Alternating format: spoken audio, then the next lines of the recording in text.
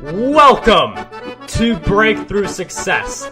I am your host, Marc Guberti, founder of the Content Marketing Plaza, bringing you 3 new episodes each week where I and top-level guests teach you how to take your business to the next level and achieve your breakthrough. And before we jump into today's episode, let me ask you a quick question. How much would your life change if you could make 6 figures from your content?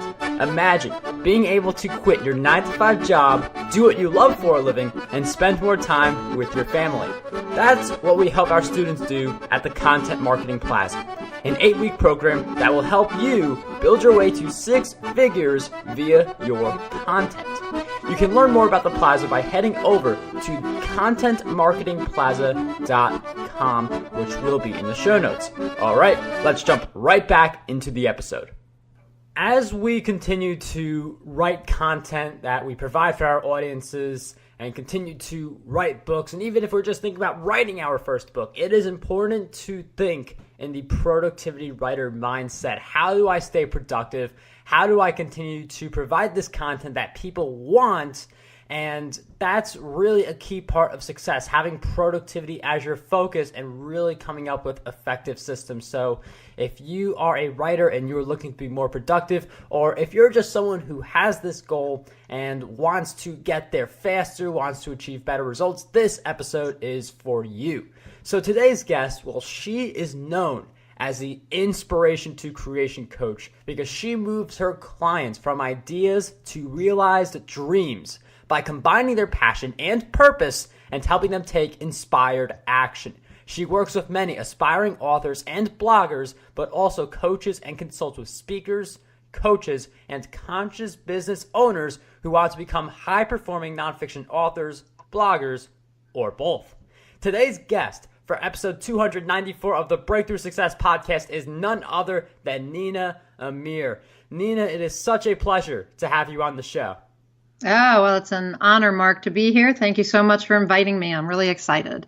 Nina, it is such a pleasure to have you on Breakthrough Success. And I know we have so much to cover because being productive is really important. If we could tap onto it from that writing standpoint where we're able to write books, get them to our readers, that's going to have a really big impact on our business. But before we get into the how-to, the strategy, and all of that, I'm wondering if you could give us a background and share why you decided to become a writer and begin on this journey that you're on. Oh, Mark, I think I probably decided to be a writer when I was still in elementary school and writing stories about horses that I was also illustrating. But when I got to the high school level, that was just what I did. I wrote, I journaled, I reignited the high school newspaper. I wrote for the local newspaper, a biweekly, high school news column. It was what I did. And I really wanted to make a career out of it. At the time, I really thought I wanted to be a novelist, and told my mother, who in a very practical way said, well, you have to be a really amazing writer to make a living as a novelist, and not too many people can do that. And so she was just being practical, but of course it put a little damper on me, and I thought maybe I'm not good enough. But I persevered, and I took a course in high school that was about journalism and realized that I could have a career as a magazine journalist, and went to college, got a degree in magazine journalism, where I also learned that if I could write an article, that I could write a nonfiction book, because a nonfiction book was just a series of articles all on the same topic. So I said, okay, fine, went on my way and, started my career. And somewhere along the line, somebody asked me to edit a nonfiction book. And I did that, and I edited several of them, and then said, well, why am I not writing a book? And that's how I got on this path. I needed to learn everything I could learn about becoming an author and succeeding as an author. And I began to share what I was learning with others. And between all of that and, some hard work and tenacity, that got me where I am today. Nina, that is definitely an awesome story. You were very interested into writing from pretty much the beginning, as soon as you can start writing. So Definitely great to hear that. I mean, you were interested in this for so long, and now look at you. You're a writer helping other people become writers. I definitely love that story. But can you talk a little bit about, because you mentioned that you had this idea that you got to be a really good writer to make a living. So can you talk about how you decided, okay, I'm just going to continue writing, even though this seems like maybe this has a new level of challenge, or this feels like something that is really hard to achieve? Like, can you talk about like your decision to continue writing and eventually get to where you are, even with that in your mind? Yeah, I think at that point, it was really less about, from my mother's perspective anyway, it was less about writing in general than it was about being a novelist. But I think I just must have been born with a lot of what I call author attitude, which includes willingness, optimism, objectivity, and tenacity. And I just think I had a lot of tenacity and a lot of optimism. And I just, I went looking for another way to write and discovered journalism. And so to me, that was just another way. It was a way for me to continue writing and have a career. And I knew I could write. All my my teachers in high school had told me I could write. And so I knew that that was the case, and I'd already had bylines. I'd been writing, as I said, for local newspapers. And so that, I think I had the confidence in my writing and didn't really hear my mother. Yeah, it was like, you're not good enough. But I put that to the side. And I think, Mark, the interesting thing there is I'm thinking about it, and I don't know that I've ever thought about it before, but probably that was the beginning of me realizing how important it is to master your mind. And, besides all the work I, do as an author coach and blog coach and book coach, I'm a high performance coach. And that's all personal development. And I use it with writers and I use it with myself. And I've been involved in the area of personal development since my late 20s. And I guess maybe way back then in high school, I already knew that I needed to master my mind if I was going to succeed. And there was a point also when I was already, an adult and was well on my way in my career as a writer, but I had decided to write a book and learned very quickly that I needed to have an author platform, which we can discuss if you want, but what that is. But in any case, I needed an author platform, a built-in readership for my book so that I could have it succeed. And literary agents were telling me that they were interested in my work, but I didn't have this platform. And I went out and started to build author platform online and with blogging and speaking and whatnot. And after about 8 years of not getting a book published, even though I'd had literary agents, I was about to quit then. And I said, this just isn't worth it. Like, I'm spending all my time building platform and not writing, and my books are still not out in the world. And it would have been really easy at that point to quit. And I think that a lot of writers get to a point like that where they say, this just is too hard, too overwhelming, too hard, too time consuming. I'll just go back to doing whatever I was doing before. But at that point, I think my tenacity kicked in, as did some underlying knowledge. And I was already involved in personal development then, but that I had to get out of my own way. And I basically embraced all those tasks because I knew they were necessary. And I embraced them. And you know what? That was 8 years into it. And 4 years later, I held a traditionally published book in my hands, of my own, obviously.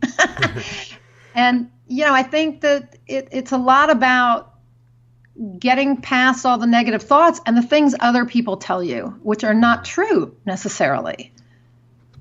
Does that make sense? Oh, yes, a lot of awesome stuff. I mean, when people do say negative things, it's only true if you let it be true.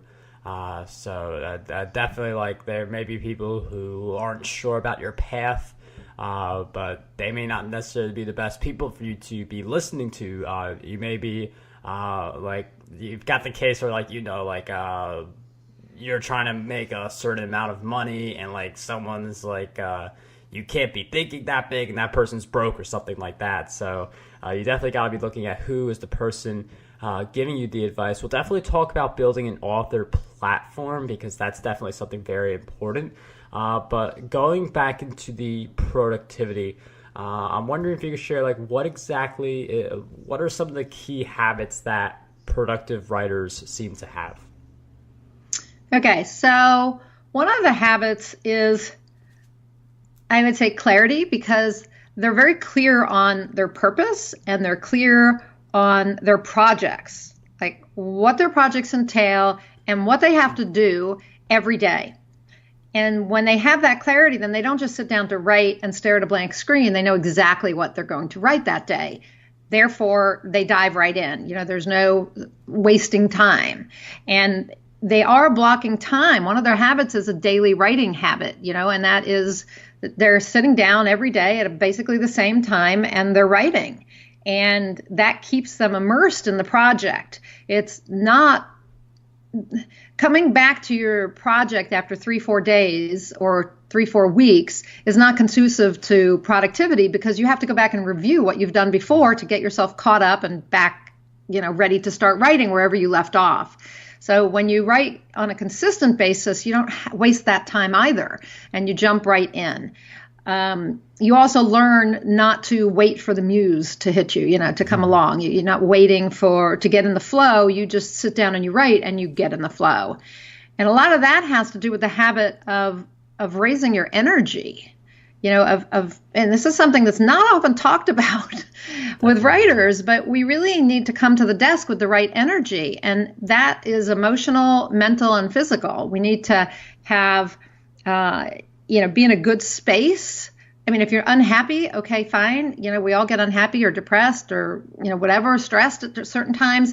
But it's the habit of showing up and saying, okay, I'm going to leave that behind and I'm going to raise my emotional energy right now. I'm going to focus on something that makes me happy. Maybe that's just writing, right? But you're going to change that mood. You're going to flip a switch.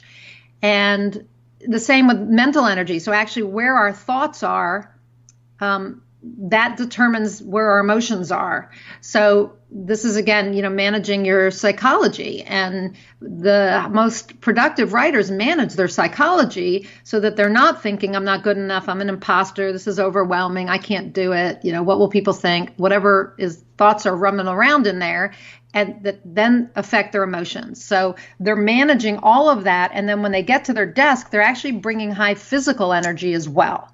So they're, doing whatever it is, exercising before or breathing or doing something that gives them energy. Because remember, your brain needs oxygen. So you need to do something that, where you're oxygenating your body. They're taking care of themselves from a physiology standpoint. They're drinking the water and eating well. So we had, they approach it with clarity. They come with the right energy. That's a habit. They have the daily routine of writing. They continually work on eliminating the distractions that we all have today, but they work on eliminating those distractions and doing their work in an environment where they can really focus and therefore be more effective. I would also say that they're practicing the habit of courage, because sometimes it takes a lot of courage to sit down and write, and they make writing a priority. So those are just some of the habits I think productive people have. A lot of really awesome habits in there. I mean, daily writing, making it a priority. I mean, these are some really essential habits that you absolutely need. But I think the energy one you mentioned, that's something that really does not get too much coverage at all. It's one of those silent habits that you definitely know it's important, because there's a difference between writing on a good night's sleep and writing on 2 hours of sleep. There's definitely a big difference there. But what are your recommendations for us to maintain our energy throughout the day so that we stay productive instead of having the evening where it's we just wipe out? Great question. So most of what I'm going to say comes directly out of studies in high performance. But you mentioned sleep. Sleep's enormously important. And what we know is that if you get 6 hours or less sleep per night, you begin to function as if you're impaired. So you want to be getting 7 to 8 hours of sleep. Okay, so that's number one. Now, if you can't do that for some reason, then during the day, you're going to need to do something like power nap or meditate, both of which will raise your energy. Okay, you need to drink enough water. So most of us don't drink enough water, myself included. I mean, I have to actually, remind myself on an hourly basis to drink water. So you have to drink a lot of water. The brain is mostly water, and if you don't drink enough, you're going to your brain can't function correctly. So you're not going to be effective. You need to move your body. A lot of writers and other people sit at their desks for hours on end and don't move. That's a mistake. So you want to actually, we know that at about 50 minutes, our productivity and our creativity decline. So at about that 50-minute or hour mark, you want to get up from your desk and you want to stretch and move. You want to maybe, run up and down the stairs or take a quick walk around the block or do some air squats or jump up and down, do marching in place, anything that moves your body, gets your blood flowing, gets you breathing. One of the high performance habits I often teach is just to do deep breathing, like abdominal breathing, where it's not into your chest, but into your abdomen. And it's fast and forceful. And you do that for you do 20 deep breaths like that, and it oxygenates your brain. So if you're taking breaks and on those breaks, drinking, moving, oxygenating, you're going to be able to sustain your energy all day long. And if you also come to the desk with enough sleep and having eaten well, that's going to make a difference. And that's the last thing I would add on this physiology piece is watch what you eat. Because if you go to lunch and you eat something, let's say a turkey sandwich, and you show up at your desk and you're falling asleep an hour later, whatever you ate didn't give you energy. That turkey sandwich didn't give you energy.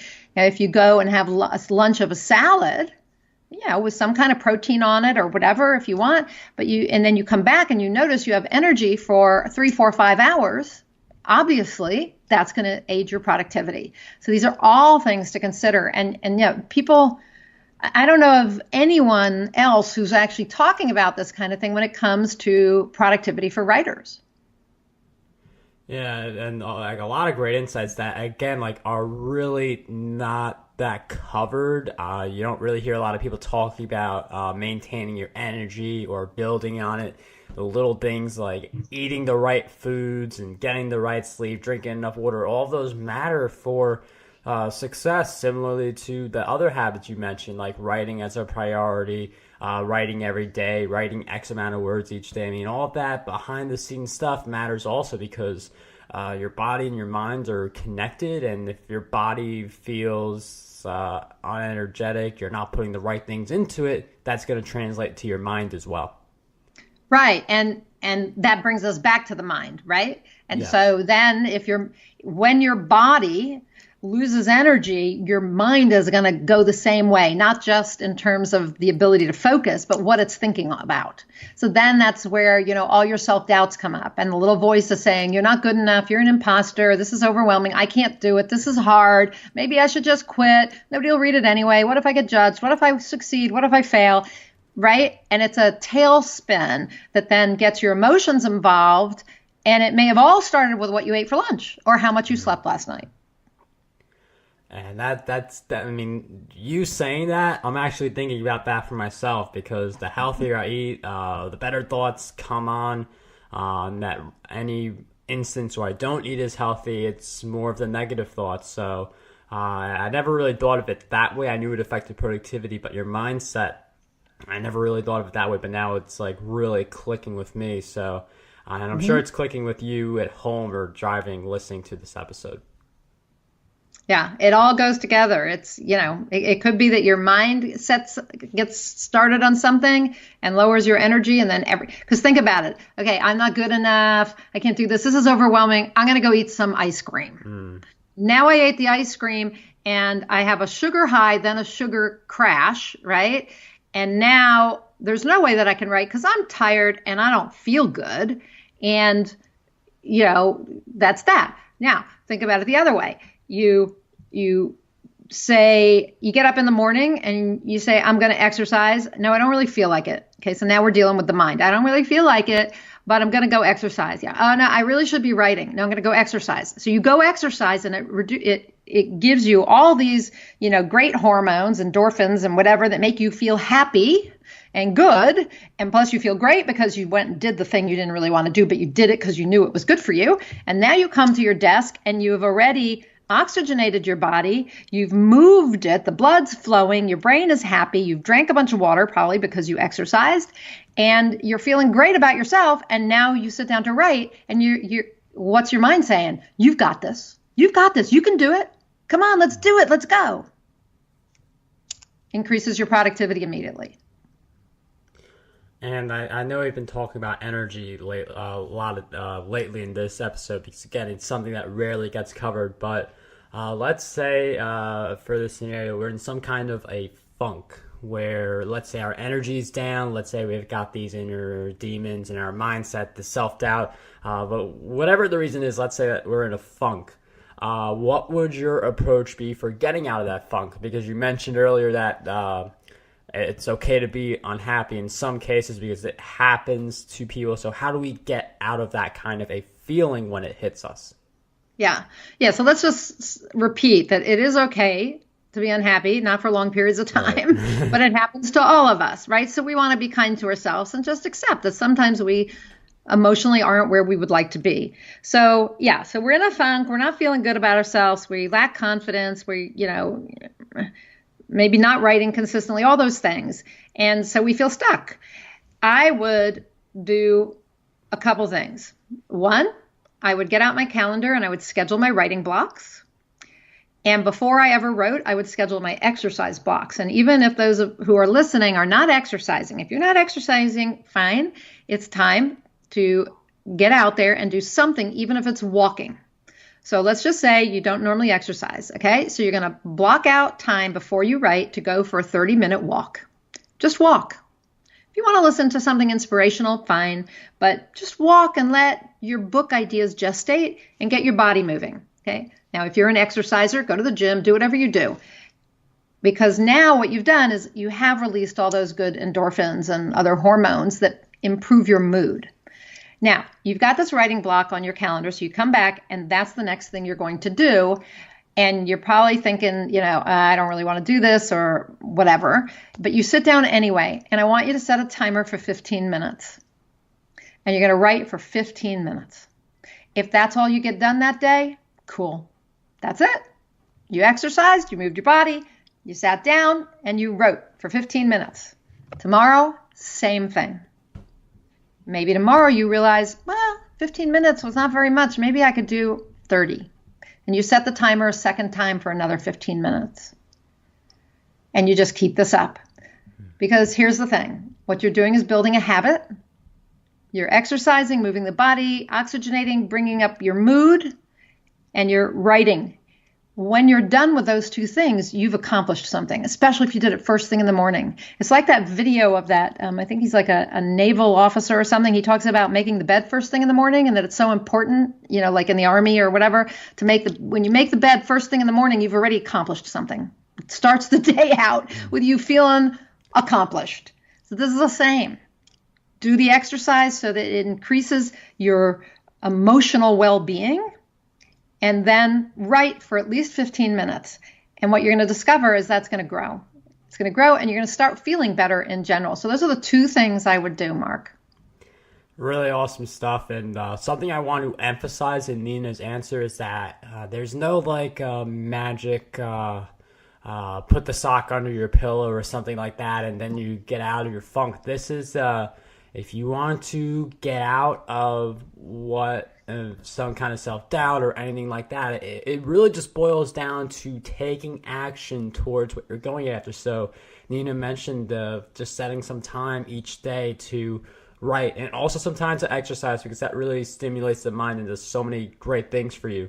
But really that key thing is to take action towards what it is that you're going after and really setting times and being consistent at a certain time each day. And then you can definitely get out of a funk that you're in. Yeah, and let me just add, Marc, that what happens is if you're not writing, you're in this funk and you're not writing, your brain is going to start telling you how you're not a writer. and you don't follow through on what you said you were going to do. And you said you were going to be a writer, but you don't write. Writers write. You know what I mean? So you've got this chatter going that is pretty detrimental. But as soon as you sit down and you start to write, that changes. So it's a matter of really kind of convincing your mind that this is who you are and what you do. And even if it's 15 minutes a day, you can begin to say, I'm a writer. I write every day for 15 minutes. And that will calm that chatter. Yeah, and there's also that part you mentioned there, really great, that when you don't take action, like all of those thoughts boil up, and if you let them compound over time, it could really feel like you could really feel like you have no shot whatsoever at becoming a writer, which isn't true, but that's the idea you could give yourself if you really stay away from action that long and hold it off. Right, exactly right. So, I mean, the mindset, we've really been focused on that. But for writers who are looking to really build up on this, I know we talked a little bit about an author platform. I'm wondering if you could talk a little bit more about that for someone who doesn't know what exactly is an author platform and how do we go about building our own. Sure. So an author platform is, I think I said before, a built-in readership for your book in your target market. So what does that really mean? It means that you are becoming visible to your target market, your potential readers, in whatever way you can. So blogging and sharing those blog posts on social media, being on social media, whether that means posting something, just writing something or doing like a Facebook Live or whatever. It could mean speaking to audiences. It could mean doing online training. It could mean building a mailing list, a significant mailing list. It could mean a podcast like this one. It could mean just about anything, a radio show, a TV show, or YouTube station, anything that's building a large number of followers who are interested in what you do. So that's the visibility part. You want to get in front of your potential readers. Then what goes along with that is that, your platform will grow when people begin to share what you're doing. Okay. And that's reach. So I often talk about platform in terms of visibility in your target market, how far what you say or share reaches. So how often is it shared and, how far does it travel? And then authority. So authority actually often comes with visibility and reach because the more people see you and hear about you from their friends or whatever, the more you're seen as the authority on something, the thought leader. And this is in particular true for nonfiction writers, that you want to be seen as an authority or an influencer. So that comes along with it. And once you have all of these things, you have the visibility, you have the reach, and you have the authority, you do become an influencer. People begin to listen to you and to follow you and want to know what you think about things. And that's when, you've been teaching and sharing and supporting and being of service and contributing for all this time to your target market, your audience. And then when you say, I have a book, by the way, you can go get it. It just launched or whatever. People are listening. They're paying attention. So you have to think about how do you respond to somebody who's of influence in your life. You pay attention to what they say, and sometimes you do what they recommend. So that's what you're looking for. So that author platform is, doing all these things so that people are listening to you and paying attention and want to be involved with you and your work. Does that make sense? Yes, and I mean, I see it with like a lot of people. They create content at all these different places. They're providing free value. Then, as you mentioned, it's like, hey, I just came out with this new book, and they suddenly have an audience. So building an author platform is definitely something very important. The email list is probably one of the most valuable assets that you can have for building your author platform. But one of the things that I do want to address is, an author platform, it's part of being a writer because you need to get the book sales, but you also need to write the books. So how do you balance writing books with building your author platform, and in some cases just maintaining it by doing things like scheduling content? Yeah, so that's a great question because one of the biggest complaints I get or concerns I get from aspiring authors is that building a platform takes a lot of time and it takes them away from writing. Not to mention that some of them only want to write.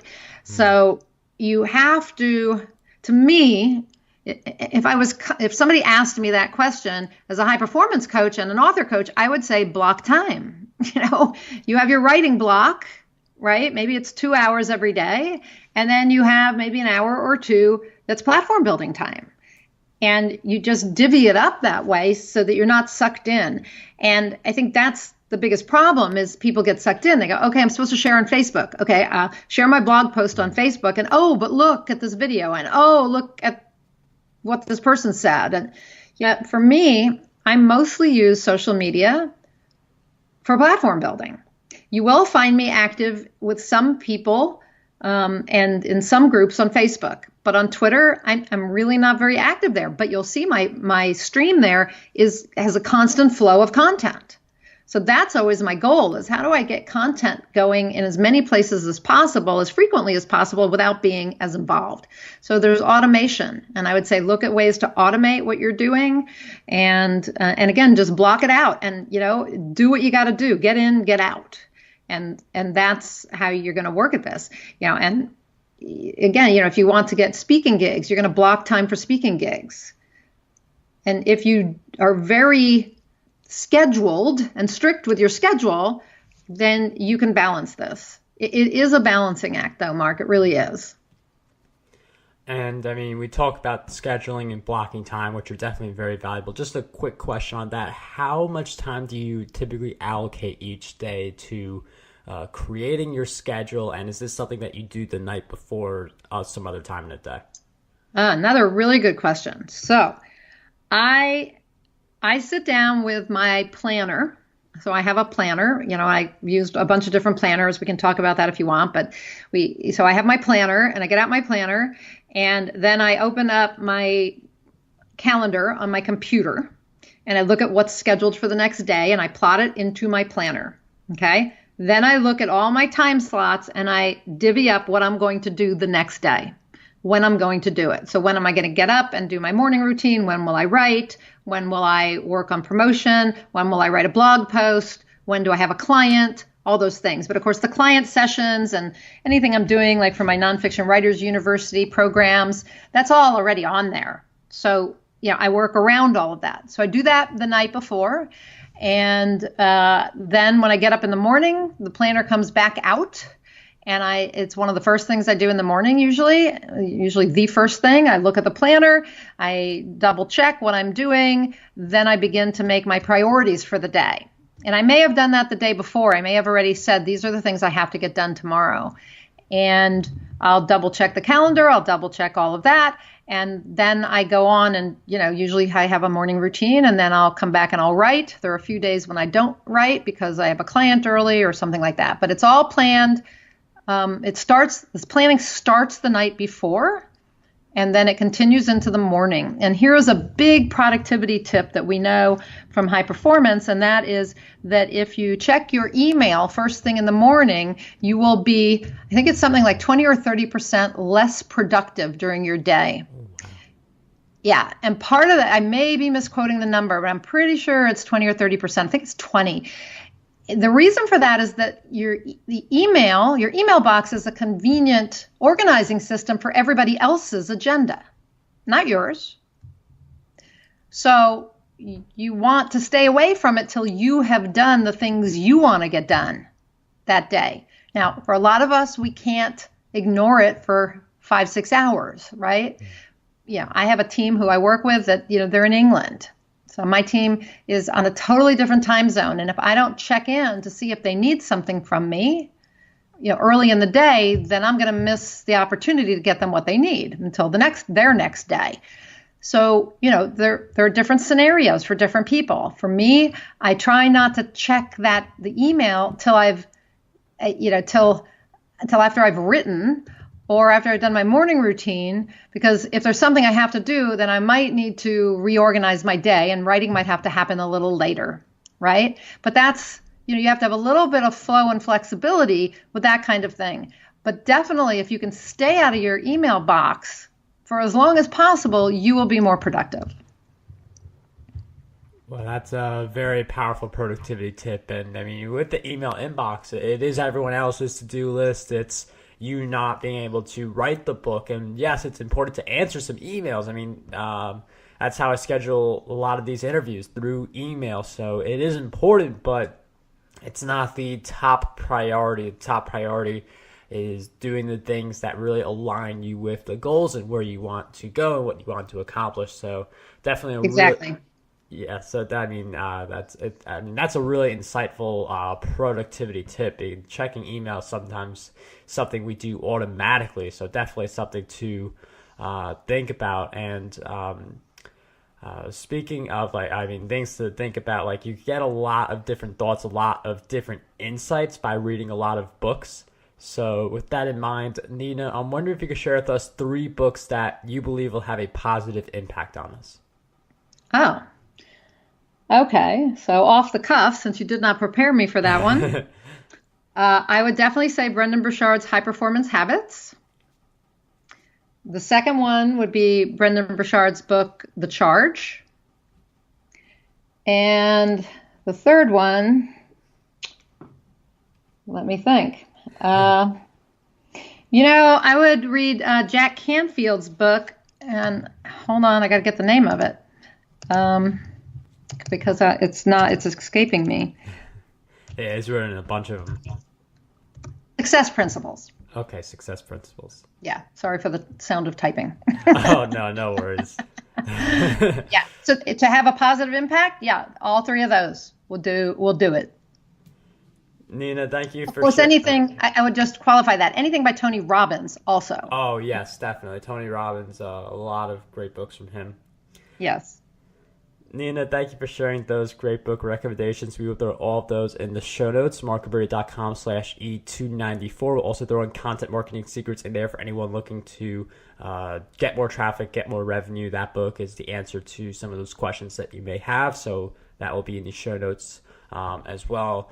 And Nina, before we wrap this up, I've asked you several questions throughout our time together, but what do you believe is one question that we need to be asking ourselves more often? Why? Because if you can connect emotionally to the reason why you want to do anything at all, including writing a book, you are more likely to take action. So you have to know your reason and be committed to your reason. Otherwise, you won't do it. So why? Why am I doing this? Why do I want to do this? Why does this fit in with my values? Why is this who I want to become? Right? Yeah, that's a really great insight. Why? I mean, we really get deep into the core of what we're doing. We can learn a lot about ourselves, really ignite our desire to accomplish the goals that we set out to do. So thank you for sharing with us that question and all of your great insights throughout our time together. You listening at home or in your car, Nina has actually not one, but 2 really awesome resources for you. One of them is a free writing productive assessment, and the other one is 20 high performance habits and strategies. The links to both of those will be in the show notes. Nina, would you like to expand on those resources or just leave us with some last words? Well, the high performance writer, the writing productivity quiz is an awesome way to just get some feedback on how productive you are as a writer. And when you take it, you'll be told, whether you're semi-productive or productive or not productive at all, and it'll give you a few tips.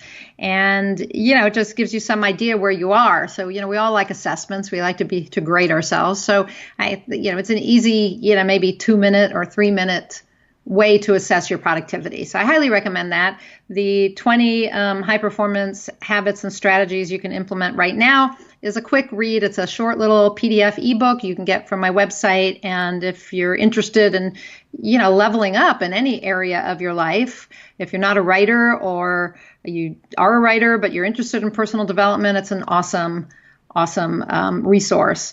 And then my last words, I guess, would be that to remember that no matter what it is you want to do in life, whether it's to write a book or start a business or be a great parent, it all comes back to you. If you think that there are challenges or obstacles in your way, really the biggest one is you. You are your biggest obstacle. You stop yourself. And so to me, the way to get over those obstacles is to start going inward, to work on yourself. And that's where personal development comes in and is the solution to most of the things we think are problems. It all comes back to us. So start working on yourself. And the books I recommended, a lot of the things I said today, all go back to that, to mastering your psychology, your physiology, your productivity, your influence, which is the platform, and your purpose, which goes back to the why.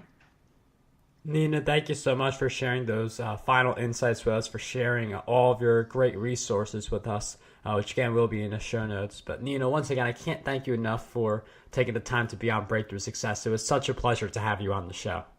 Yeah, well, pleasure was all mine. And again, I was honored. Thank you so much, Marc. It was lovely to have this talk with you. Want to dominate the podcasting industry? Now you can with your free copy of my book, Podcast Domination. You'll learn how to launch, grow, and monetize your very own show. And whether you are a beginner or an expert, this book has a lot of golden nuggets for you. We'll cover the cost of producing this book. All we ask is that you cover the shipping. To get your copy, head over to markguberti.com/PD.